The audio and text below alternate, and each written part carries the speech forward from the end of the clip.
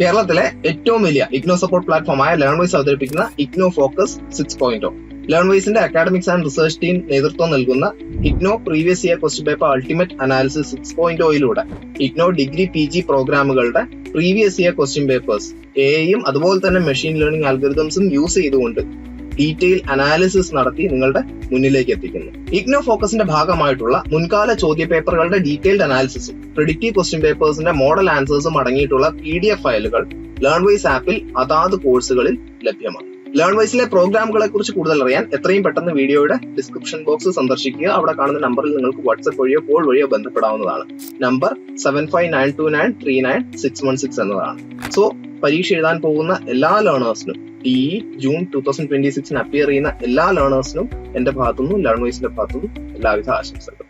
Hi all, ഇന്നത്തെ സെഷനിൽ നമ്മൾ നോക്കാൻ പോകുന്നത് ലേൺവൈസ് കണ്ടക്ട് ചെയ്യുന്ന ഇഗ്നോ ഫോക്കസ് 6.0യുടെ ഭാഗമായ previous year question paper analysis ആണ്. ഈ ഒരു സെഷൻ നമ്മൾ income tax law and practice, അതായത് BCom ജിക്കും BCom Fനും ഉള്ള ഒരു പേപ്പറാണ് PCOC 136 income tax law and practice. അതിന്റെ previous year question paper analysis ആണ് ഈ ഒരു സെഷനിൽ നമ്മൾ മെയിൻ ആയിട്ട് ഡിസ്കസ് ചെയ്യാൻ പോകുന്നത്. ഈ എക്സാമിനോട് അടുത്ത് നിൽക്കുന്ന സമയത്ത് നിങ്ങൾക്ക് എന്തെല്ലാം രീതിയിലാണ് ഈ ഒരു സബ്ജക്റ്റുമായിട്ട് റിലേറ്റ് ചെയ്ത് പഠിക്കേണ്ടത്, കവർ ചെയ്യേണ്ടത്, ഏത് ടൈപ്പ് ഫോർമാറ്റിലുള്ള ക്വസ്റ്റ്യൻസ് ആണ്, എങ്ങനെയുള്ള ഒരു ജനറൽ ഐഡിയ ഈ ഒരു സെഷനിൽ നമ്മൾ ഡിസ്കസ് ചെയ്ത് പോകുന്നതായിരിക്കും. നമ്മൾ മെയിൻ ആയിട്ട് ഇപ്പം TE പ്രിപ്പറേഷൻസോ അല്ലെങ്കിൽ നമ്മുടെ ഈ ഒരു എക്സാമിന്റെ പ്രിപ്പറേഷന്റെ പുറകെയല്ലേ, അപ്പം അത് നമുക്ക് ഏറ്റവും ബെസ്റ്റ് ആയിട്ട് പ്രിപ്പയർ ചെയ്യാം എന്നതാണ് നമ്മൾ ഈ ഒരു സെഷനിൽ മെയിൻ ആയിട്ട് ഡിസ്കസ് ചെയ്യുന്നത്. അതിൽ നമ്മൾ തുടങ്ങുന്നതിന് മുമ്പ് തന്നെ ആദ്യം തന്നെ പറയാം, ഈ ഒരു സെഷൻ അല്ലെങ്കിൽ ഈ ഒരു ക്ലാസ് എന്ന് പറയുന്നത് PYQന്റെ ഒരു അൾട്ടിമേറ്റ് അനാലിസിസ് അല്ലെങ്കിൽ ഒരു ഡീറ്റെയിൽഡ് അനാലിസിസ് ആണ്. കറന്റ് നമുക്ക് ഡിസംബർ 2021 തൊട്ട് ഡിസംബർ 2025 വരെയുള്ള ക്വസ്റ്റ്യൻ പേപ്പറിന്റെ അവൈലബിലിറ്റി അനുസരിച്ച് അല്ലെങ്കിൽ ആ ഒരു ക്വസ്റ്റ്യൻ പേപ്പറിന്റെ ബേസിലാണ് നമ്മൾ ഈ ഒരു അനാലിസിസ് ചെയ്തിരിക്കുന്നത്. അപ്പം കോമൺ ആയിട്ട് കണ്ടുവരുന്ന കുറച്ച് എക്സാം പാറ്റേൺസ് ഉണ്ട്, അല്ലെങ്കിൽ ഹൈ യിൽഡ് സിലബസ് ടോപ്പിക്കുകളുണ്ട്, പിന്നെ അല്ലെങ്കിൽ ഹൈലി പ്രോബബിലിറ്റി ഉള്ള ക്വസ്റ്റ്യൻസ്, അതായത് പല പ്രാവശ്യം റിപ്പീറ്റഡ് ആയിട്ട് ചോദിച്ചിട്ടുള്ള ക്വസ്റ്റ്യൻസും പോർഷൻസും ഒക്കെ ഉണ്ടല്ലോ. അപ്പൊ അതൊക്കെ നിങ്ങൾക്കൊന്ന് ഷെയർ ചെയ്യാനും അല്ലെങ്കിൽ നിങ്ങൾക്കൊരു റിവൈസ്ഡ് ഫോമിലോ എക്സാം പോയിന്റ് ഓഫ് വ്യൂയിലോ ഒക്കെ പഠിക്കുന്ന സമയത്ത് കൂടുതൽ ബെനിഫിറ്റ് ആവുന്ന രീതിയിലുള്ള സെഷൻസ് ആയിരിക്കും ഇതിനകത്ത് ഇൻക്ലൂഡ് ചെയ്യുക. പിന്നെ അതേപോലെ തന്നെ നമുക്ക് ഫുൾ പ്രൊഡക്റ്റീവ് ക്വസ്റ്റ്യൻ, അതായത് നമുക്ക് എക്സ്പെക്ട് ചെയ്യാൻ പറ്റുന്ന ക്വസ്റ്റ്യൻസ് വെച്ചിട്ടുള്ള ഒരു 2 പ്രൊഡക്റ്റീവ് സെറ്റ് ഓഫ് ക്വസ്റ്റ്യൻസ് ഉണ്ട്. അതിന്റെ ആൻസർ ടൂൾ കിറ്റും പ്രൊവൈഡ് ചെയ്യുന്നു. ടൂൾ കിറ്റ് എന്ന് പറയുമ്പോൾ നിങ്ങൾക്ക് എങ്ങനെ പ്രിപ്പയർ ചെയ്യണമെന്നുള്ള ഇൻസ്ട്രക്ഷൻസും കാര്യങ്ങളും നമ്മൾ ഇതിനകത്ത് പറഞ്ഞു തരും. ഇതിന്റെ ഡീറ്റെയിൽഡ് ആയിട്ടുള്ള ആൻസേഴ്സും ഗൈഡ് ബുക്കും കാര്യങ്ങളും ഒക്കെ നിങ്ങളുടെ ആപ്പിൽ, ലേൺവൈസിന്റെ സ്റ്റുഡൻസ് ആണ്, നിങ്ങളുടെ ആപ്പിൽ നിങ്ങൾക്ക് സ്റ്റോറിൽ അവൈലബിൾ ആണ്.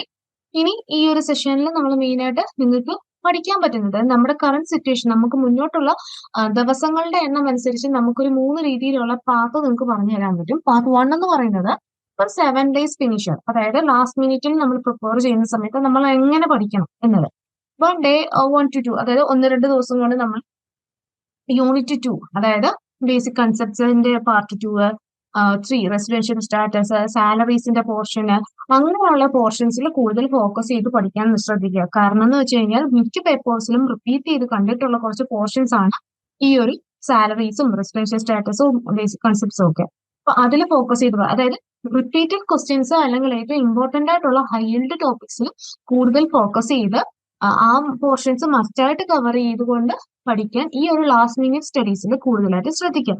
ഇനിയല്ല നമ്മുടെ മുന്നിൽ ഒരു 21 ദിവസം ഒക്കെ വരുന്ന ഒരു റേഞ്ച് ആണ്, അത്രത്തോളം ഗ്യാപ്പ് ഉള്ള സമയത്ത് നമുക്ക് പാർട്ട് 2 എന്ന രീതിയിലാണ് പ്രിഫർ ചെയ്യാൻ പറ്റുക. അതായത് ഒരു 3 ആഴ്ച 2 ആഴ്ച കൂടുതൽ നമുക്ക് മുന്നിൽ ഇതുണ്ടെങ്കിൽ നമുക്കൊരു കൂടുതൽ മാർക്ക്, അപ്പം എക്സാമിന് എങ്ങനെയും ജയിക്കുക അല്ലെങ്കിൽ എക്സാം ഫോക്കസ് എന്ന് മാത്രമല്ല കൂടുതൽ സ്കോർ ചെയ്യുക എന്നുള്ളൊരു എയിം കൂടെ ആ ഒരു സമയത്ത് നമ്മൾ നോക്കും. അതായത് ആദ്യത്തെ ആഴ്ച നമ്മൾ കംപ്ലീറ്റ് ബ്ലോക്കുകൾ നോക്കുന്നു, അത് കഴിഞ്ഞിട്ട് ഓരോരോ ബ്ലോക്ക് ഡിവൈഡ് ചെയ്ത് നമ്മൾ നോക്കി ഏറ്റവും ലാസ്റ്റ് ഫൈനലൈസ് ചെയ്തു റിവൈസ് ചെയ്ത് പോകുന്നു എന്ന രീതിയിൽ ഇമ്പോർട്ടന്റ് ബ്ലോക്കുകൾ കവർ ചെയ്ത് പോകും. മറ്റേത് ഇമ്പോർട്ടന്റ് ടോപ്പിക്സ് മാത്രമാണെങ്കിൽ ഇമ്പോർട്ടന്റ് ബ്ലോക്ക് തന്നെ കവർ ചെയ്യാനുള്ള ഒരു ഗ്യാപ്പ് നമുക്ക് എന്തായാലും കിട്ടും, ഇത്രയും ഡേയ്സ് ഉണ്ടെങ്കിൽ. ഇനി അല്ല നമുക്ക് ഒരു ഫുൾ സെമസ്റ്റർ മാസ്റ്ററി ആയിട്ട് പാർട്ട് 3 എന്ന് വെച്ച് കഴിഞ്ഞാൽ ഒരു ഡീപ്പ് പ്രിപ്പറേഷൻ, അതായത് നമുക്ക് നല്ലപോലെ ടൈമിലുണ്ട്.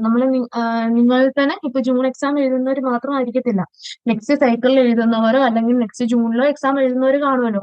അപ്പൊ അങ്ങനെയുള്ളവർക്ക് എന്തായാലും ഫുൾ സെമസ്റ്റർ നമുക്ക് ഒരു ഗ്യാപ്പ് അല്ലെങ്കിൽ നമുക്കൊരു ഡീപ്പ് പ്രിപ്പറേഷൻ ഉള്ളൊരു ഗ്യാപ്പ് കിട്ടുമല്ലോ. അപ്പൊ നിങ്ങൾ ഓരോ SLM വെച്ച്, അതായത് നമ്മുടെ സെൽഫ് ലേണിംഗ് മെറ്റീരിയൽ അറിയാമല്ലോ, SLM എന്ന് പറയുന്നത് ടെക്സ്റ്റ്, ഓരോ ടെക്സ്റ്റിന്റെ യൂണിറ്റുകളും ബ്ലോക്കുകളും ഒക്കെ ഡീറ്റെയിൽഡ് ആയിട്ട് പഠിച്ച് കൂടുതൽ സ്കോർ ചെയ്യാനുള്ള സ്കോപ്പ് നമുക്ക് കിട്ടും. അപ്പൊ ഇങ്ങനെ 3 രീതിയിലുള്ള പാത്താണ് മെയിൻ ആയിട്ടുള്ളത്. ഇപ്പൊ ഈ യൂണിറ്റ് എക്സാം എഴുതുന്നവരെ സംബന്ധിച്ച് പാർട്ട് 1 ആയിരിക്കും നിങ്ങൾക്ക് കൂടുതലും ബെറ്റർ. ഇമ്പോർട്ടന്റ് ആയിട്ടുള്ള റിപ്പീറ്റഡ് ആയിട്ടും മെയിൻലി ഫോക്കസ് ചെയ്യേണ്ട ടോപ്പിക്സിൽ കൂടുതൽ ഫോക്കസ് ചെയ്യുക. അത് വെച്ചിട്ട് പോർഷൻസ് കവർ ചെയ്യാൻ നോക്കുക. ഇനി നമ്മൾ നോക്കാൻ പോകുന്നത് നമ്മുടെ എക്സാം പാറ്റേണും എക്സാം ക്വസ്റ്റ്യൻ പാറ്റേൺസും ആണ്. ക്വസ്റ്റ്യൻ പേപ്പറിന്റെ സ്ട്രക്ചറും ആയിരിക്കും.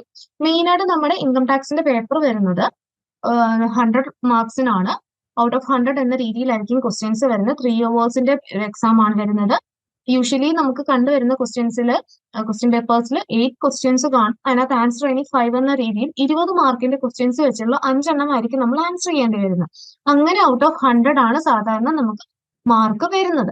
അപ്പൊ അത് നിങ്ങൾ വ്യക്തമായിട്ട് നമ്മുടെ മാർക്ക് സിസ്റ്റംസും ആ ടൈം ഗ്യാപ്പും എല്ലാം മനസ്സിലാക്കി തന്നെ അറ്റൻഡ് ചെയ്യുക. പ്രത്യേകിച്ച് ക്വസ്റ്റ്യൻ പേപ്പറിലെ ഇൻസ്ട്രക്ഷൻസ് നല്ല രീതിയിൽ വായിച്ചു നോക്കി ആൻസേഴ്സ് എഴുതാൻ ശ്രദ്ധിക്കുക. മെയിൻ ആയിട്ട് ഈ ഒബ്സർവേഷൻസ് ആയിട്ട് നമ്മൾ കണ്ടുവരുന്നതെന്ന് വെച്ച് കഴിഞ്ഞാൽ സാധാരണ ക്വസ്റ്റ്യൻ നമ്പർ 1 എന്ന് പറയുന്നത് ഓൾമോസ്റ്റ് ഒരു തിയറി പാർട്ടും അല്ലെങ്കിൽ ചെറിയൊരു റെസിഡൻഷ്യൽ സ്റ്റാറ്റസ് ഒക്കെ കാൽക്കുലേറ്റ് ചെയ്യുന്ന പോലത്തെ പ്രോബ്ലം അങ്ങനത്തെ ഒരു കാൽക്കുലേഷൻ പോലെ വരുന്ന അല്ലെങ്കിൽ അത് അങ്ങനെ എന്തെങ്കിലും ഒരു ആൻസർ വരുന്ന ടൈപ്പ് ക്വസ്റ്റ്യൻസ് ആണ് സാധാരണ ക്വസ്റ്റ്യൻ നമ്പർ 1 നിലവിൽ ഇതുവരെ കണ്ടുവരുന്നത്. ഒരു നോർമൽ കണ്ടുവരുന്ന ഒരു പാറ്റേൺ.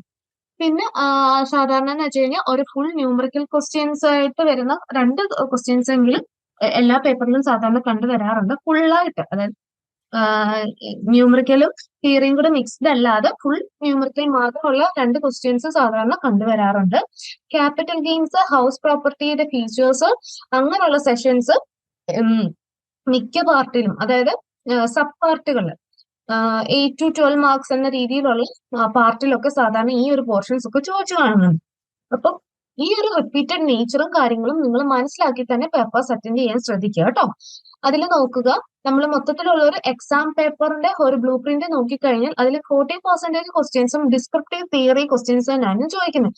അതായത് സെക്ഷൻസ്, ഡെഫിനിഷൻസ്, അങ്ങനത്തെ ക്വസ്റ്റ്യൻസും 35% ക്വസ്റ്റ്യൻസ് വന്നിട്ടുള്ളത് ന്യൂമറിക്കൽ കമ്പ്യൂട്ടേഷൻ, അതായത് സാലറിയുടെ, ഹൗസ് പ്രോപ്പർട്ടി, പിന്നെ അല്ലെങ്കിൽ ക്യാപിറ്റൽ ഗെയിൻ, ടോട്ടൽ ഇൻകം, അങ്ങനെയുള്ള പോർഷൻസിൽ നിന്നാണ് ന്യൂമറിക്കൽ ക്വസ്റ്റ്യൻസ് ചോദിച്ചിട്ടുള്ളത്.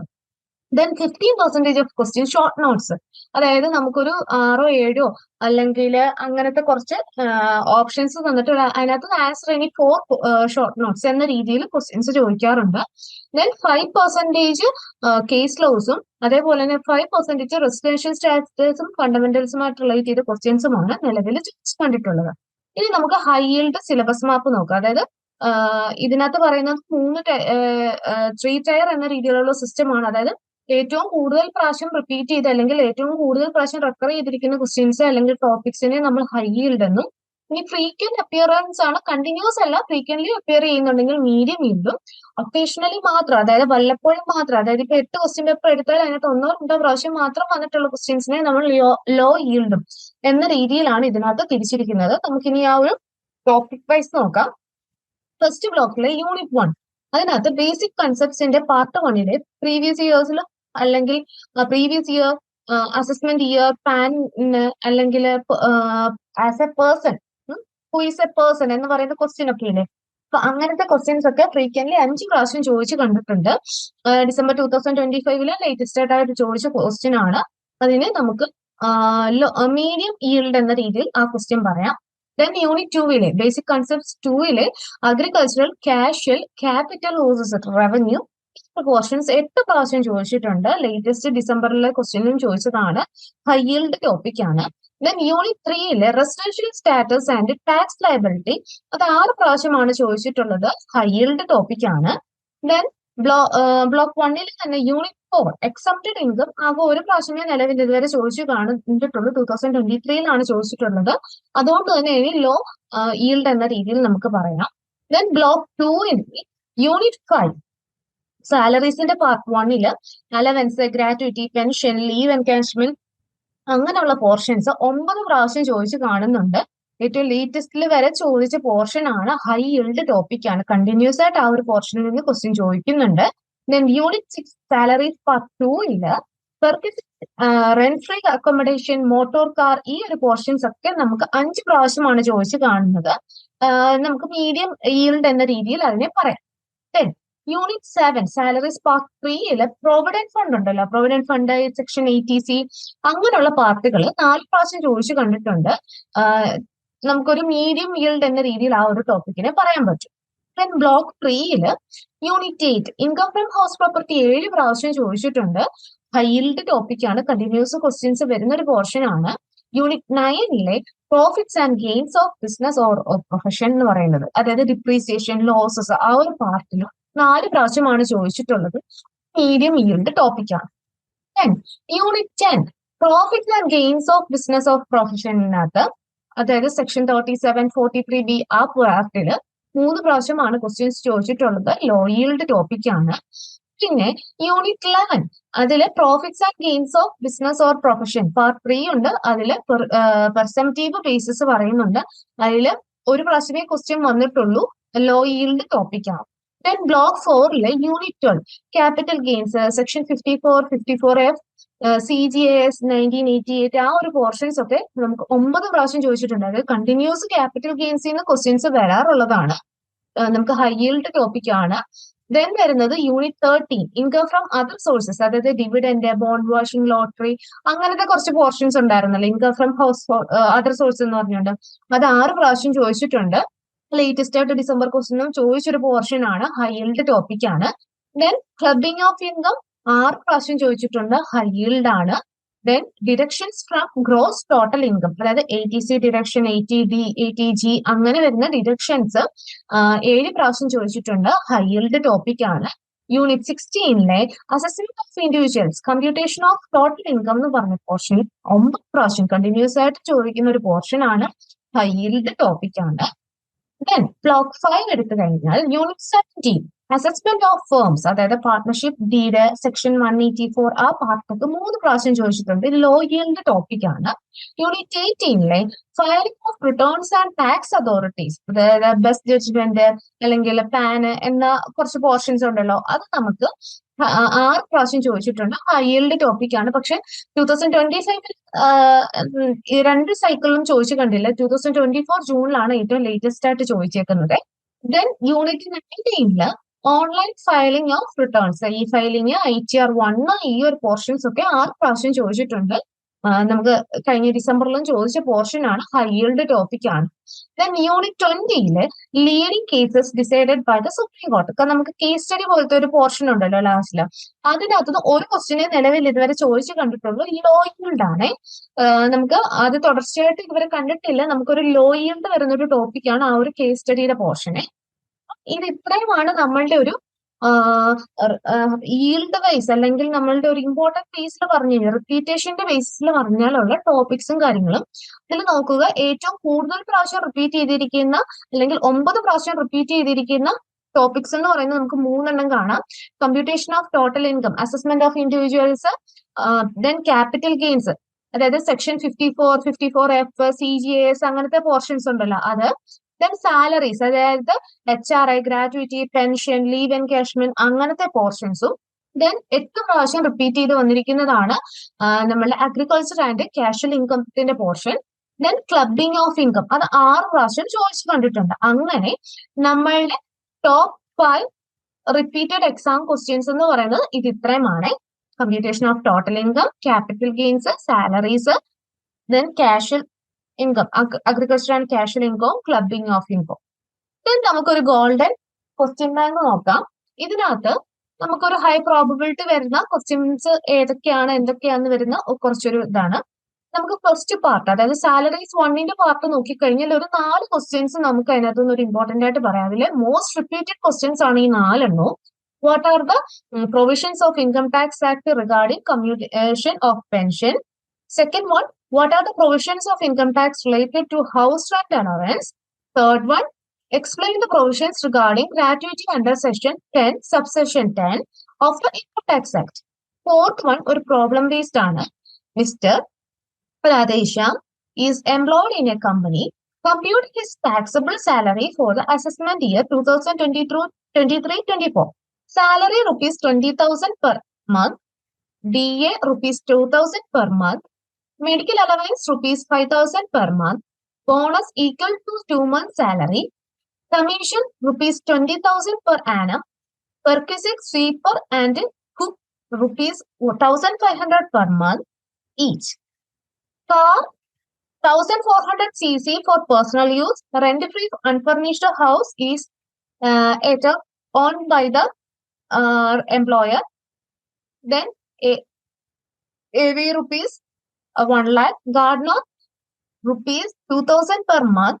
Free gas, electricity or water rupees 20,000. ഇത് ഇത്രയുമാണ് നമ്മുടെ പ്രോബ്ലം തന്നിരിക്കുന്നത്. ഇതിൽ നിന്ന് നമ്മൾ എന്താണ് കാൽക്കുലേറ്റ് ചെയ്യേണ്ടത്? Compute his taxable salary for the assessment year 2023-24. നമ്മൾ ഇത്രയും ഡീറ്റെയിൽസ് വെച്ചിട്ട് അയാളുടെ ഇൻകംസ് ഒക്കെ പറയുന്നുണ്ട്. അതിൽ അയാളുടെ ടാക്സബിൾ സാലറി എത്രയാണ് കാൽക്കുലേറ്റ് ചെയ്യുന്നത്. ദെൻ സെക്കൻഡ് ടോപ്പിക്, അതായത് ക്യാപിറ്റൽ ഗെയിൻസ്. ക്യാപിറ്റൽ ഗെയിൻസിലെ 3 ക്വസ്റ്റ്യൻസ് ആണ് നോർമലി നമുക്ക് കാണുന്നത്. അതിലെ 2 എണ്ണം മോസ്റ്റ് റിപ്പീറ്റഡ് ആണ്. First one, discuss the provisions of the Income Tax Act regarding exemption of capital gains under Section 54F. Second one, explain capital gain account scheme 1988. ഈ 2 എണ്ണം most repeated ആയിട്ടുള്ള question ആണ്. പിന്നെ വരുന്ന നെക്സ്റ്റ് തേർഡ് ക്വസ്റ്റ്യൻ എന്ന് പറയുന്നത് problem based ആണ്. Agricultural land situated at Pune is purchased in 2004-2005 for rupees 32,200 and sold for 4 lakh on 2/9/2022. The assessor purchased another piece of agricultural land on 21/10/2022 for rupees 60,000 and deposited rupees 40,000 on 15/2/2023 in CGAS. Orthone capital gain ladana. Then calculate the amount of capital gain taxable for assessment year 2023-24. അതിനകത്ത് കുറച്ച് കാര്യങ്ങൾ പറയുന്നുണ്ട്. CA 2024-25 113 ആണെന്ന് പറയുന്നുണ്ട്.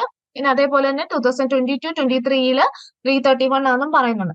നമുക്ക് additional ഉള്ള ഹിൻസും കാര്യങ്ങളും എല്ലാം തന്നിട്ടുണ്ട് അല്ലെ. അപ്പൊ ഇതിന്റെ ബേസിസിൽ നമ്മൾ എന്ത് ചെയ്യണം? ക്യാപിറ്റൽ ഗെയിൻ കാൽക്കുലേറ്റ് ചെയ്യണം. പ്രോബ്ലം ആണ് തേർഡ് ക്വസ്റ്റ്യൻ വന്നത്. നെക്സ്റ്റ് ടോപ്പിക് ബേസിക് കൺസെപ്റ്റിന്റെ പാർട്ട് 1 2 ക്വസ്റ്റ്യൻസ് ആണ് നമുക്ക് അവൈലബിൾ ആയിട്ട്. അതിലെ ഫസ്റ്റ് ക്വസ്റ്റ്യൻ മോസ്റ്റ് റിപ്പീറ്റഡ് ആണ്. First one, the income of the previous year is taxed in the current year. Explain what are the exemptions to this rule. Then വരുന്നത് distinguish between gross total income and total income. Also distinguish between previous year and assessment. Then basic concept 2-നകത്ത് 2 questions available ആണ്. 2 most repeated ആണ്. Discuss agricultural income and its types. Distinguish between agricultural income and partly agricultural income with examples. What do you understand by casual income? How are they treated under the Income Tax Act? Then residential status and tax liability പോർഷനകത്ത് 2 questions ഉണ്ട്. അതിലെ first one most repeated ആണ്. Explain the provisions of Income Tax Act for an individual if he is resident, not ordinarily resident, non-resident. 3 കേസിലും ഉള്ളത് നമ്മൾ explain ചെയ്യണം. Second question എന്ന് പറയുന്നത് state the conditions which a Hindu undivided family and an Indian company have to fulfil in order to be called as resident in India. Then exempted ഇൻകത്തിന്റെ പോർഷനകത്ത് ഒരു question ആണ് വരുന്നത്. Right 10 exempted incomes under section 10 of the income tax act. Salaries 2ന്റെ പോർഷനകത്ത് ഒരു question ആണ്. അത് മോസ്റ്റ് റിപ്പീറ്റഡ് ആയിട്ടുള്ള ക്വസ്റ്റ്യൻ ആണ്. അതെന്ന് പറയുന്നത് explain the meaning and definition of perquisites as per the section 17 subsection 2 of the Income Tax Act. Explain the perquisites taxable for all employees. General perquisites ഇതാണ് ചോദിച്ചിരിക്കുന്നത്. അത് മോസ്റ്റ് റിപ്പീറ്റഡ് ക്വസ്റ്റ്യനുമാണ്. Then salary 3യുടെ പോർഷനകത്ത് ഒരു ക്വസ്റ്റ്യൻ ആണ്. ആ ഒരു ക്വസ്റ്റ്യൻ ഇമ്പോർട്ടന്റുമാണ്, മോസ്റ്റ് റിപ്പീറ്റഡുമാണ്. What is PF, provident fund. Then explain the treatment of recognised PF under income tax act. അത് റിപ്പീറ്റഡ് ക്വസ്റ്റ്യൻ ആണ്. Then income from house propertyയിലും ഒരു ക്വസ്റ്റ്യൻ ആണ്. അത് മോസ്റ്റ് റിപ്പീറ്റഡ് ആണ്. Define annual value and state the deductions that are allowed from the annual value in computing the income from house property. Then profits and gains of business or professional നിന്ന് ഒരു question വരുന്നുണ്ട്. അതിൽ explain necessary conditions for income to the chargeable under the head profit and gains of the business or profession. ഇത് ഇത്രയുമാണ് നമ്മളുടെ repeated questions എന്ന രീതിയിൽ വരുന്നത്. അതിലെ മെയിൻ ആയിട്ട് മോസ്റ്റ് റിപ്പീറ്റഡ് എന്ന് പറയുന്ന പോർഷൻസ് നല്ല രീതിയിൽ നോക്കുക. ദെൻ അത് മാത്രമല്ല, ഇത് ക്വസ്റ്റ്യൻസ് മാത്രമാണ്. ഇതിന്റെ ഫുൾ ആൻസർ സ്ക്രിപ്റ്റ് നിങ്ങളുടെ ലേൺവൈസിന്റെ ആപ്പിൽ അവൈലബിൾ ആണ്. അത് നോക്കി നിങ്ങൾക്ക് ആൻസേഴ്സ് കവർ ചെയ്യാമേ. വീട്ടിലിരുന്ന് ഡിഗ്രി PG പഠിക്കാം. ഇന്ത്യയിലെ ഏറ്റവും മികച്ച ഇഗ്നോ സപ്പോർട്ട് പ്ലാറ്റ്ഫോമായ ലേൺവൈസിന്റെ സഹായത്തോടെ രാജ്യത്തെ ഏറ്റവും മികച്ച ഡിസ്റ്റൻസ് എഡ്യൂക്കേഷൻ യൂണിവേഴ്സിറ്റിയായ ഇഗ്നോയിൽ നിന്നും ഡിഗ്രി അല്ലെങ്കിൽ PG നേടാം. കൂടുതൽ വിവരങ്ങൾക്കായി എത്രയും പെട്ടെന്ന് സ്ക്രീനിൽ കാണുന്ന നമ്പറിൽ വാട്സ്ആപ്പ് വഴിയോ കോൾ വഴിയോ ബന്ധപ്പെടുക. ജസ്റ്റ് ഇനി നമ്മൾ ആദ്യം പറഞ്ഞ പോലെ പ്രാക്ടീസ് സെറ്റ്, അത് നമുക്ക് പ്രാക്ടീസ് ചെയ്യാൻ വേണ്ടിയുള്ള ഒരു predictive mock question paper 2 set available ആക്കിയിട്ടുണ്ട്. നമുക്കിനി അതൊന്ന് നോക്കാം. അതിൽ ഫസ്റ്റ് സെറ്റ് ഓഫ് ക്വസ്റ്റ്യൻസ് നോക്കാം.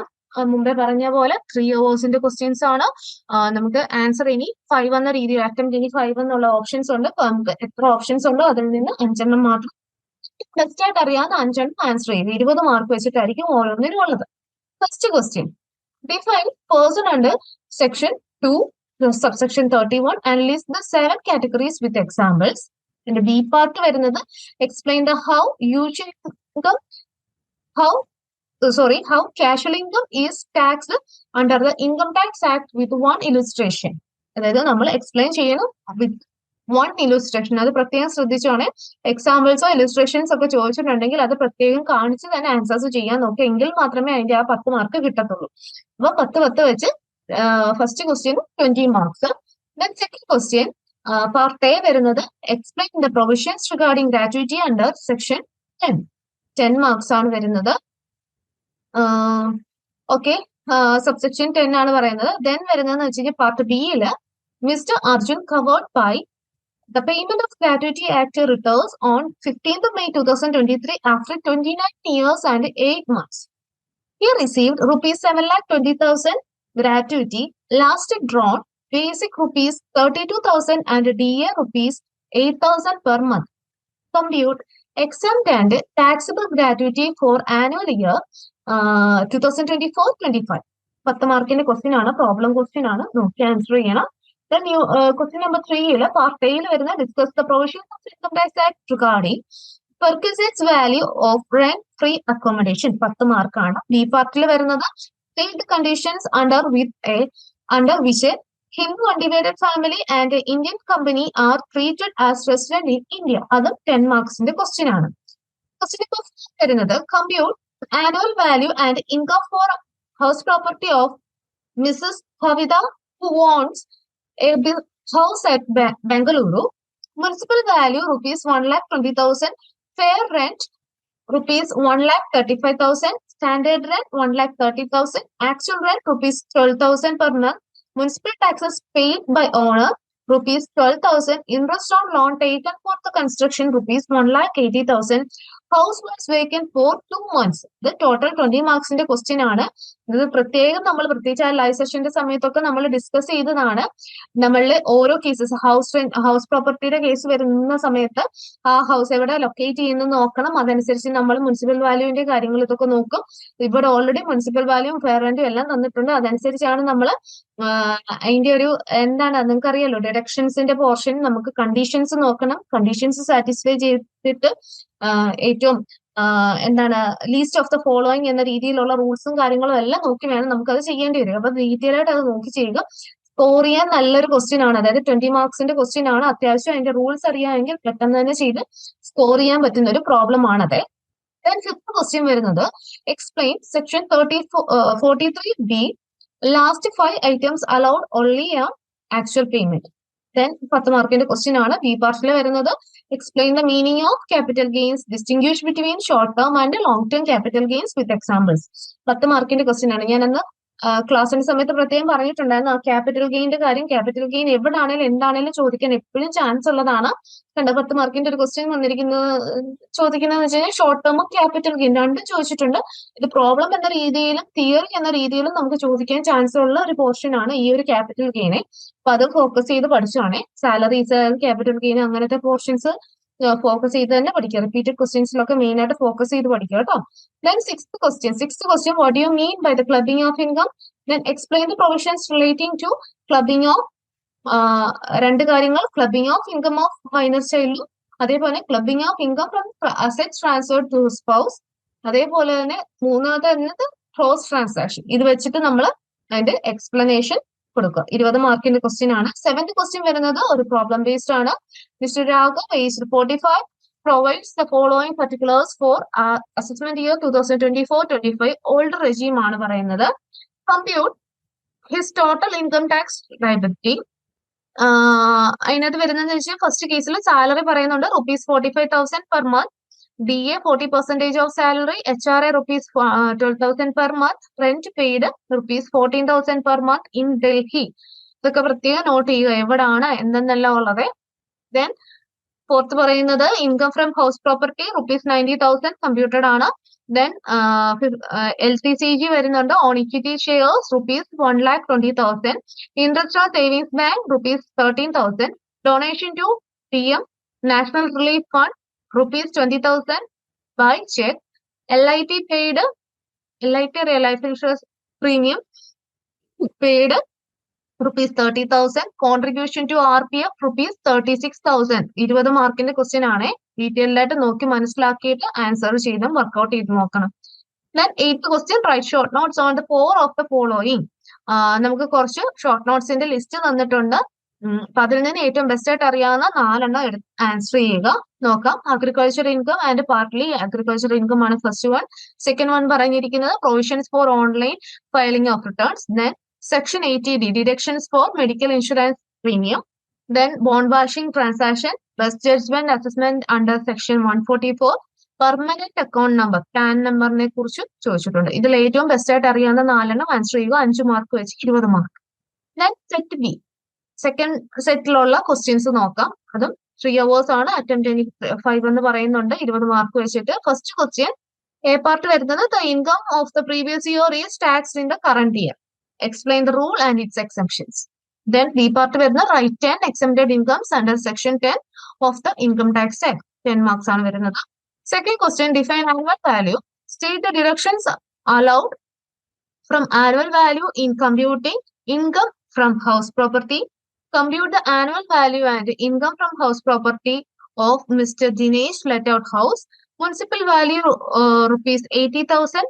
Fair round rent ₹90,000, standard rent ₹85,000, actual rent ₹8,000 per month, municipal taxes paid by tenant ₹8,000, then 30% standard deductions and interest on borrowed capital ₹50,000. 20 മാർക്കിന്റെ question ആണ്. Third question വരുന്നത് explain the rules for determining the residential status of an individual.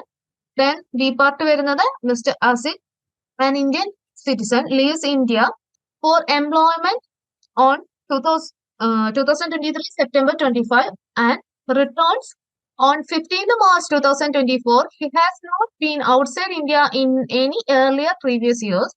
Determine his residential status for assessment year 2024-25.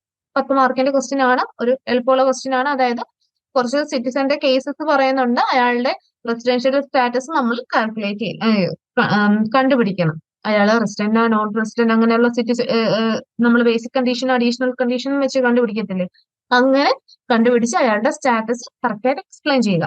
Then fourth question വരുന്നത് explain the provisions of section 54F regarding exemptions of capital gain.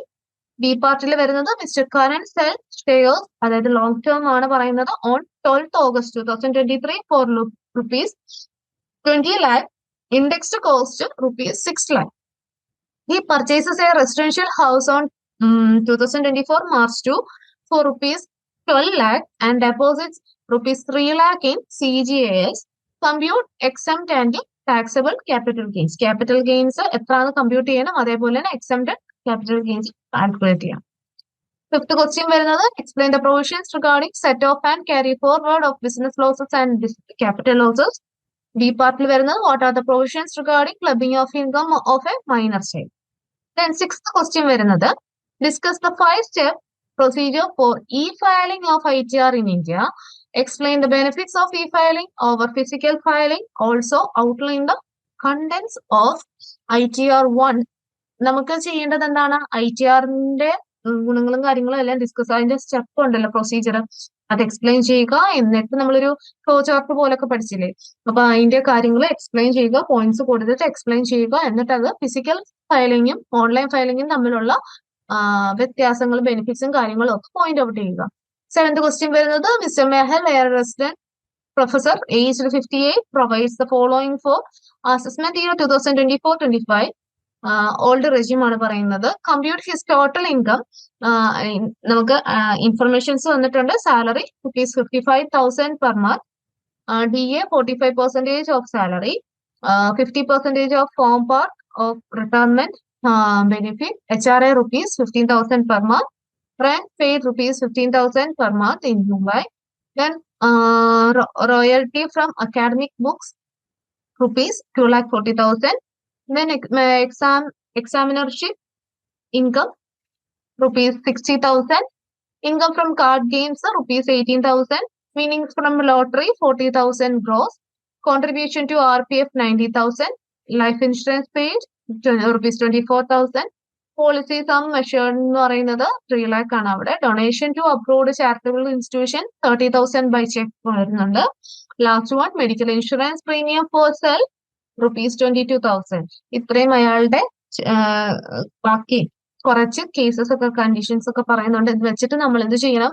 അയാളുടെ income, total income, mister മെഹലിന്റെ total income നമ്മൾ calculate ചെയ്യണം. Then last question, write short notes on any 4 of the following. നമുക്ക് കുറച്ച് options തന്നിട്ടുണ്ട്. അതിൽ നിന്ന് ഏതെങ്കിലും 4 ഏറ്റവും ബെസ്റ്റ് ആയിട്ട് അറിയാവുന്ന 4 ഷോർട്ട് നോട്ട്സ് പ്രിപ്പയർ ചെയ്യുക. First one, a partial integration of agriculture and non-agriculture income. ബിയിൽ വരുന്നത് deductions under section 80G. C, provisions for calculating HRA. Then ഡിയിൽ encashment of earned leave on retirement. Rent free accommodation. F വരുന്നത് provisions for recognise the പ്രിയം. ഇതിൽ നിന്ന് ഏറ്റവും best ആയിട്ട് അറിയാവുന്ന 4 ആൻസർ ചെയ്യുക. 5 മാർക്ക് വെച്ചിട്ടാണ് 20 മാർക്ക്. ദെൻ ഇത് ഇത്രയുമാണ് നമുക്ക് വരുന്ന ഓപ്ഷൻസ്. ഈ 2 സെറ്റ് ഓഫ് ക്വസ്റ്റ്യൻസിലും നമ്മൾ 8 ക്വസ്റ്റ്യൻ വെച്ചാണ് കണ്ടത്. അതിൽ ഏറ്റവും ബെസ്റ്റ് ആയിട്ട് അറിയുന്ന 5 ക്വസ്റ്റ്യൻസ് മാത്രം ആൻസർ ചെയ്യുക കേട്ടോ. ഇനി നോക്കാം ആൻസർ റൈറ്റിംഗ് ടൂൾ കിറ്റ് ഒന്ന് നോക്കാം. അതായത് എങ്ങനെ ജസ്റ്റ് പ്രിപ്പയർ ചെയ്യണം എന്നത് നോക്കാം. സാധാരണ നമുക്കിപ്പോ കണ്ടല്ലോ 20 മാർക്കിന്റെ ക്വസ്റ്റ്യൻസ് ആണ് വരുന്നത്. 20 മാർക്കിന്റെ ക്വസ്റ്റ്യൻസ് വരുമ്പോൾ നമുക്ക് ഒരു 500 to 600 വേർഡ്സ് ആണ് നമ്മൾ എയിം ചെയ്യേണ്ടത്. അതിൽ മെയിൻ ആയിട്ട് ആദ്യം നമ്മളൊരു ഇൻട്രോ കൊടുക്കണം. ഒരു 2 to 3 സെന്റൻസ് എന്ന രീതിയിൽ ഇൻട്രോ കൊടുക്കുക. ദെൻ ബോഡി പാർട്ടിൽ നമ്മുടെ മെയിൻ കണ്ടന്റ് അവരെന്താ ചോദിച്ചിരിക്കുന്നതെന്ന് വെച്ച് കഴിഞ്ഞാൽ ക്വസ്റ്റ്യൻ കറക്റ്റ് ആയിട്ട് ചെയ്യുക. എന്നിട്ടൊരു കൺക്ലൂഷൻ കൊടുക്കുക ലാസ്റ്റിൽ. ഇതാണ് ഒരു നല്ലൊരു ഡീസെന്റ് അല്ലെങ്കിൽ ഒരു സ്റ്റാൻഡേർഡ് ഫോം ഓഫ് ആൻസറിംഗ് എന്ന് പറയുന്നത്. ഇതിനകത്ത് മാർക്സിനെ ഡിപ്പെൻഡ് ചെയ്ത സെന്റൻസിന്റെ എണ്ണത്തിന് വ്യത്യാസം വരും. ഇത് 20 മാർക്സ് ആണ് 500 to 600 പറയുന്നതെങ്കിൽ ഇതിന്റെ നേരെ ഹാഫ് ആണ് നമ്മുടെ 10 മാർക്സിന് വരുന്നത്. നമുക്ക് കൂടുതലും 10 മാർക്സ് വെച്ചിട്ടുള്ള 2 ക്വസ്റ്റ്യൻ വെച്ചിട്ടല്ലേ എല്ലാത്തിനകത്തും വരുന്നത്. ആ ഫുൾ ന്യൂമറിക്കൽ പ്രോബ്ലം വരുന്നതിന് മാത്രമാണ് നമ്മൾ 20 മാർക്സ് ഇപ്പം ആ ഒരു എക്സാമ്പിളിനകത്ത് ക്വസ്റ്റ്യൻ പേപ്പറിനകത്തൊക്കെ കണ്ടേ. അപ്പം അതുപോലെ നമ്മുടെ മാർക്കിനെ ഡിപ്പെൻഡ് ചെയ്ത് അതിന്റെ ആ സെന്റൻസിന്റെ എണ്ണത്തിൽ വേരിയേഷൻ വരുത്താം. എന്നാലും ഒരു ജനറൽ ഐഡിയക്കാണ് നമ്മൾ 20 മാർക്സിന് എത്ര എന്നുള്ള രീതിയിൽ സ്പെസിഫൈ ചെയ്തിരിക്കുന്നത്. ഏത് രീതി എന്ന് പറഞ്ഞാലും നമ്മൾ ഒരു ജസ്റ്റ് ഇൻട്രോയും ബോഡിയും കൺക്ലൂഷനും എന്ന രീതിയിൽ തന്നെ എഴുതുന്നതാണ് ഒരു സ്റ്റാൻഡേർഡ് ഫോം. പ്രത്യേകിച്ച് നമ്മൾ പ്രോബ്ലം ഒക്കെ ചെയ്തെന്ന് പറഞ്ഞാൽ തന്നെയും പ്രോബ്ലം ചെയ്തിട്ട് ചുമ്മാ ആൻസർ കണ്ടുപിടിച്ചിട്ട് എവിടെയെങ്കിലും കൊണ്ടുവന്ന് ആൻസർ എഴുതി വെച്ചിട്ട് കാര്യമില്ല. ആ ആൻസർ ലാസ്റ്റിൽ എഴുതി ഒന്ന് ഡബിൾ ലൈൻ കൊടുക്കുക. അത് കഴിഞ്ഞിട്ട് കണ്ടെത്തി കഴിയുമ്പോൾ ഒരു ജസ്റ്റ് ഒരു 1 സെന്റൻസിൽ ചിലപ്പോൾ വേണമെങ്കിൽ നമുക്കൊന്ന് അതൊന്ന് ഇന്റർപ്രിട്ടേഷൻ കൊടുക്കാം. ഇപ്പൊ ഇതിൽ നിന്ന് നമുക്ക് തന്നിരിക്കുന്ന ഡേറ്റാസ് വെച്ചിട്ട് ഇയാളുടെ ഇൻകം ഫ്രം സാലറി എന്ന് പറയുന്നത് ഇതാണ്, ഇത്ര എമൗണ്ട് ആണ് എന്നൊന്ന് എടുത്ത് എഴുതി കഴിഞ്ഞാൽ അതിനൊരു നീറ്റ്നെസ് കൂടുതല അല്ലെ. അപ്പൊ ആ രീതിയിൽ നമ്മൾക്ക് ഒരു നല്ല രീതിയിൽ ആൻസേഴ്സ് എഴുതാൻ നോക്കുക കേട്ടോ. അത് പ്രോബ്ലം ആണേലും തിയറി ആണേലും നല്ല രീതിയിൽ നോക്കുക. ഇനി നമ്മളുടെ ഒരു സ്ട്രക്ചറിങ് തിയറി അല്ലെങ്കിൽ ഒരു ഡിസ്കഷൻ ഇത് നോക്കാം. തിയറി ബേസ്ഡ് ആൻസേഴ്സിന് കൂടുതൽ വരുന്നതെന്ന് വെച്ച് കഴിഞ്ഞാൽ ഡിഫൈൻ ദ തിയറി എന്ന രീതി, ഹൂ, വെൻ, വാട്ട് എന്ന രീതിയിലായിരിക്കും. പിന്നെ കോർ കമ്പോണൻസ് നമ്മൾ എന്താണ്, അതായത് SLത്തിന്റെ ടെർമിനോളജീസും അതായത് ടെക്സ്റ്റിലെ ടെർമിനോളജീസും കാര്യങ്ങളും വെച്ചിട്ട് നമ്മൾ കാര്യങ്ങൾ എക്സ്പ്ലെയിൻ ചെയ്യാൻ പ്രത്യേകം ശ്രദ്ധിക്കാം. പിന്നെ പ്രാക്ടിക്കൽ ആപ്ലിക്കേഷൻസ് ഒക്കെ ഉള്ള രീതിയിൽ ഡിസ്കസ് ക്വസ്റ്റ്യൻസ് ഉണ്ടെങ്കിൽ അത് നല്ല രീതിയിൽ ആൻസർ ചെയ്യുക. ലിമിറ്റേഷൻസും ക്രിറ്റിസിസംസും ഒക്കെ കറക്റ്റ് ആയിട്ട് ചോദിക്കുമ്പോൾ അല്ലെങ്കിൽ കറക്റ്റ് അഡ്രസ് ചെയ്തിട്ട് തന്നെ നമ്മൾ ആൻസേഴ്സ് ഡിസ്ക്രൈബ് ചെയ്യാൻ ശ്രദ്ധിക്കുക. ദെൻ നമ്മുടെ റിലേറ്റഡ് തിയറീസും പ്രാക്ടീസും മോഡേൺ പ്രാക്ടീസും നമ്മൾ മിക്സ് ചെയ്ത് കണക്ട് ചെയ്തൊക്കെ എഴുതാൻ പറ്റുവാണെങ്കിൽ അതൊന്നുകൂടെ സ്കോർ ചെയ്യാൻ നമ്മളെ സഹായിക്കും. ദെൻ നമ്മൾ എപ്പോഴും കാണുന്ന ഒരു ക്വസ്റ്റ്യൻ ടൈപ്പാണ് ഡിസ്കസ് അല്ലെങ്കിൽ എക്സ്പ്ലെയിൻ എന്ന് പറയുന്നത്. അപ്പൊ ഡിസ്കസ് എന്ന് പറയുന്ന ഒരു ബാലൻസ്ഡ് അനാലിസിസ് ആണ് ശരിക്കും അവർ മീൻ ചെയ്യുന്നത്. രണ്ടും കണ്ട് ഒരേപോലെ തോന്നും. പക്ഷെ ഡിസ്കസ് എന്ന് പറയുമ്പോൾ ഒരു പർട്ടിക്കുലർ സാധനം തന്നിട്ട് അതിനെക്കുറിച്ച് ഡിസ്കസ് ചെയ്യാന്ന് വെച്ച് കഴിഞ്ഞാൽ അതിന്റെ ഗുണവും ദോഷവും എല്ലാ കാര്യങ്ങളും പറയുക. ജസ്റ്റ് ഒന്ന് ഓവറോൾ ജനറൽ ആയിട്ടുള്ള അതിനെ കുറിച്ച് പറയുക. പക്ഷെ എക്സ്പ്ലെയിൻ എന്ന് പറഞ്ഞു കഴിഞ്ഞാൽ അങ്ങനല്ല. അതിന്റെ ഈച്ച് ആൻഡ് എവറി പോയിന്റ് നമ്മൾ ഡിസ്കസ് ചെയ്ത് ഡീപ്പായിട്ട് അല്ലെങ്കിൽ ഇൻ ഡെപ്ത് ആയിട്ട് അതിന്റെ ക്ലാരിറ്റിയിൽ ഡീറ്റെയിൽസ് പറയുന്നതിനെയാണ് എക്സ്പ്ലെയിൻ എന്ന് പറയുന്നത്. അപ്പൊ അതിന്റെ വ്യത്യാസം പ്രത്യേകം മനസ്സിലാക്കുക. പ്രത്യേകിച്ച് ഓരോ ക്വസ്റ്റ്യൻസ് വരുമ്പോൾ ഡിസ്കസ് എന്ന് ചോദിച്ചിട്ടുണ്ടെങ്കിൽ അതൊരു ബാലൻസ്ഡ് അനാലിസിസ് ആണ് മെയിൻ ആയിട്ട് അവർ ഉദ്ദേശിക്കുന്നത്. നമ്മുടെ പോസിറ്റീവും നെഗറ്റീവും കാര്യങ്ങൾ ആ ഒരു പെർട്ടിക്കുലർ പോയിന്റിനെ കുറിച്ച് അവർ ഉദ്ദേശിക്കുന്നു. പക്ഷെ എക്സ്പ്ലെയിൻ എന്ന് പറയുമ്പോൾ ഇൻ ഡെപ്ത് ആയിട്ടുള്ള ഒരു ആൻസർ ആയിരിക്കും അവർ എക്സ്പെക്ട് ചെയ്യുന്നത്. അത് അനുസരിച്ച് ആൻസർ ചെയ്യണേ. ദെൻ നമ്മുടെ ഒരു ടൈം മാനേജ്മെന്റ്, നമ്മുടെ മുന്നിൽ 3 മണിക്കൂറാണുള്ളത്. 3 മണിക്കൂറിനെ എങ്ങനെ ബെസ്റ്റ് ആയിട്ട് മാനേജ് ചെയ്യണം? നമ്മുടെ ഫസ്റ്റ് 5 മിനിറ്റ്സ് എന്ന് പറയുന്നത് നമ്മുടെ ക്വസ്റ്റ്യൻസും ഇൻസ്ട്രക്ഷൻസും കെയർഫുള്ളി വായിക്കാനുള്ള ഒരു സമയമായിട്ട് നമ്മൾ എടുക്കണം. വെറുതെ ചുമ്മാ കെട്ടിയ പാടെ എങ്ങനെയും തോന്നുന്ന ആൻസേഴ്സ് അന്നേരം മനസ്സിൽ തോന്നിയത് അങ്ങ് എഴുതി വെക്കല്ല. അത് ഇൻ ഡീറ്റെയിൽഡ് ആയിട്ട് വായിച്ചെടുക്കാനുള്ള ഒരു ഗ്യാപ്പായിട്ട് അതിനെ എടുക്കുക. എങ്കിൽ മാത്രമേ നമുക്ക് ആ ഒരു ക്വസ്റ്റ്യൻസിനെ നല്ല രീതിയിൽ ഒന്ന് മനസ്സിലാക്കിയെടുക്കാൻ നമുക്ക് സാധിക്കത്തുള്ളൂ. അതെന്താണ് ഉദ്ദേശിക്കുന്നത്, ഏതാണ്, ഒന്നുകൂടൊന്ന് രണ്ടാമതൊന്ന് വായിച്ചു നോക്കി അത് ശരിയാണോ തെറ്റാണോ എന്താണെന്ന് മനസ്സിലാക്കിയെടുക്കാൻ അതിൽ നിന്ന് മാത്രമേ നമുക്ക് സാധിക്കത്തുള്ളൂ. അപ്പൊ അത് പ്രത്യേകം ശ്രദ്ധിക്കുക. അതിനകത്ത് മിസ്റ്റേക്ക് വരത്തില്ല. നിങ്ങൾ അത് ശ്രദ്ധിച്ച് തന്നെ എഴുതാൻ പ്രത്യേകം നോക്കുക. ദെൻ വരുന്നത് ഓരോ ക്വസ്റ്റ്യൻസും എടുക്കുന്ന സമയത്ത് നിങ്ങൾക്ക് എന്താണ്, നമുക്ക് ഓരോ ക്വസ്റ്റ്യൻസ് വരുന്നു, എന്തെങ്കിലുമൊക്കെ വരുന്ന സമയത്ത് അതിനെ ഒന്ന് ഡീറ്റെയിൽ ആയിട്ട് ഒന്ന് വായിച്ച് നല്ല രീതിയിൽ ഒരു ഇൻട്രൊഡക്ഷനും ബോഡി പാർട്ടും കൺക്ലൂഷനും ഒക്കെ കൊടുത്ത് നല്ല രീതിയിൽ ഒരു 1/2 മണിക്കൂർ എടുത്ത് ഓരോ ക്വസ്റ്റ്യൻസും ആൻസർ ചെയ്യാൻ ശ്രദ്ധിക്കുക. അങ്ങനെ ആൻസർ ചെയ്ത് കഴിഞ്ഞാൽ അതിന്റെ അപ്പുറം വേണ്ട. ഒരു ബോഡി പാർട്സിൽ ഒരു 46 പോയിന്റ്സ് മതി. അല്ല വലിച്ചു വരി 10, 13 ഇതൊന്നും വേണ്ട. അപ്പൊ അങ്ങനത്തെ കാര്യങ്ങൾ ഒന്ന് പ്രത്യേകം ശ്രദ്ധിക്കുക കേട്ടോ. അതനുസരിച്ച് വേണം നിങ്ങളുടെ ഒരു ക്വസ്റ്റ്യൻസ് അല്ലെങ്കിൽ നമ്മുടെ ആ ഒരു പോർഷൻസിൽ കൂടുതലായിട്ട് ഫോക്കസ് ചെയ്യാൻ. ദെൻ ലാസ്റ്റ് ഒരു 6 മിനിറ്റ്സ് എന്ത് ചെയ്യുക, നമ്മളൊന്ന് ആൻസേഴ്സ് എല്ലാം കൂടി ഒന്ന് ക്ലാരിറ്റി, ശരി തന്നെയാണോ, എന്തെങ്കിലും വാക്കോ കാര്യങ്ങൾ എന്തെങ്കിലും വിട്ടുപോയിട്ടുണ്ടോ, എന്തെങ്കിലും കറക്ഷൻസ് ഉണ്ടോ എന്ന് നോക്കുക. എന്നിട്ട് ലാസ്റ്റ് 15 മിനിറ്റ്സ് എന്ന് പറയുന്നത് ആൻസർ കറക്ഷൻ അല്ല, മൊത്തത്തിലുള്ള ഒരു സ്മോൾ കറക്ഷൻസ്. അതായത് നമുക്ക് ആൻസർ എഴുതാൻ അവിടെ നേരമില്ല.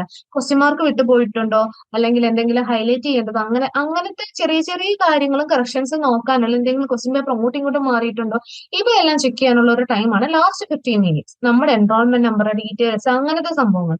അപ്പൊ ആ ഒരു ടൈം മാനേജ്മെന്റ് കറക്റ്റ് ആയിട്ട് പ്രോപ്പർ ആയിട്ട് പോയി കഴിഞ്ഞാൽ നിങ്ങൾക്ക് നല്ല രീതിയിൽ സ്കോർ ചെയ്യാൻ പറ്റും. അത് നല്ല രീതിയിൽ ഫോക്കസ് ചെയ്ത് നോക്കുക.